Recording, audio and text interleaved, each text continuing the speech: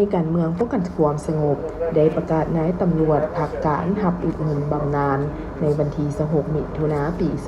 2026เป็นประธานโดยคุณจตวาปริญญาเอกหงพันธ์ผิวเข็มพล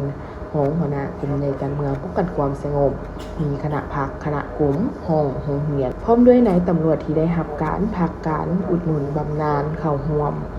พันโทเวียงอนงวิสิทธพงษ์รองหัวหน้าห้องการเมืองกลุ่มในการเมืองป้องกันความสงบได้ผ่านข้อตกลงของกระทรวงป้องกันความสงบว่าด้วยการอนุมัติให้นายตำรวจพักการรับอุดหนุนบำนาญจำนวนเป็นสหายหญิง2 รายคือพันโทวันขากาลีวันรองหัวหน้าอำนวยการโรงเรียนวัฒนธรรมป้องกันความสงบพันโทจันทลังสีอินทิจักรรองหัวหน้าวิทยาลัยตำรวจประชาชนเลข2สวรรณเขตพันโทนางคัทธจันทร์ธรรมสิทธิ์หัวหน้าแผนกบริหารจัดตั้งโฮมเมนิงกระทรวงพันโทบุญม้าประถมมวงศ์รองหัวหน้ากองกีฬากรมโฆษณาอบรมพันโทพิมพ์ภูไทยศรีบริบาล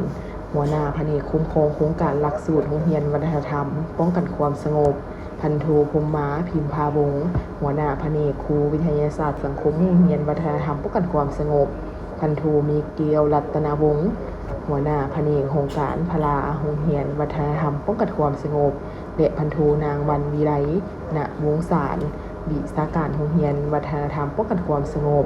เพื่อแสดงความรู้บุญคุณต่อผลงานผลสำเร็จที่ญาติมาได้ตลอดระยะผ่านมากระทรวงป้องกันความสงบยังได้มอบเงินอุดหนุนบำนาญจำนวนหนึ่ง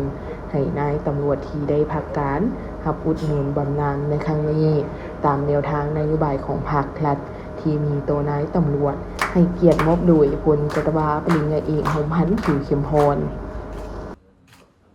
เจ้า